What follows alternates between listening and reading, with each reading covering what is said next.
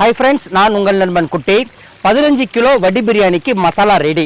மசாலா நல்லா வதங்கி எண்ணெய் பிரிஞ்சு வரணும். அப்போ தான் இந்த பிரியாணி அரோமா வாசனை முழுசாக கிடைக்கும். பாருங்கள், சிக்கன் பிரியாணி செய்யும் போது அந்த மசாலாவில் கறி சேர்க்காம தனியாக மசாலா நல்லா கொதிக்க வச்சு எண்ணெயை பிரிய வச்சு அதுக்கப்புறம் அளவு தண்ணி ஊற்றணும். இப்போ மசாலாவுக்கு தண்ணி தனியாக ஊற்றுறோம். 1 கிலோ அரிசிக்கு 600 கிராம் தண்ணி.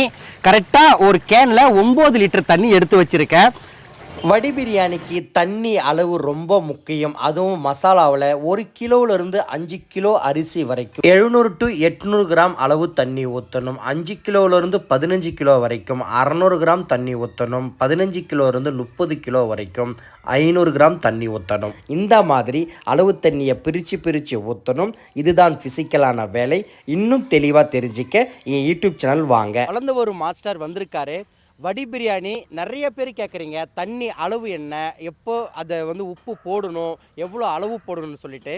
ஒரு வடி பிரியாணி செய்கிறதுக்கு முன்னாடி உலையை பற்ற வச்சு தண்ணியை சுட வச்சுட்டு தான் நீங்கள் மற்றது எல்லாத்தையும் ரெடி பண்ணணும், வதக்கணும். வடி பிரியாணி செய்கிறதுக்கு 1 கிலோ அரிசிக்கு 3 லிட்டர் தண்ணி. இது நீங்கள் 1000 கிலோ செஞ்சாலும் சரி, 10,000 கிலோ செஞ்சாலும் சரி. எத்தனை கிலோ அரிசி வடிக்கிறோமோ அதுக்கு 1 கிலோவுக்கு 1 கைப்பிடி உப்பு, 1 கைப்பிடி 40 கிராம் தான் சேர்க்கணும். உல தண்ணியில் உப்பு உரப்பாக இருக்கணும்.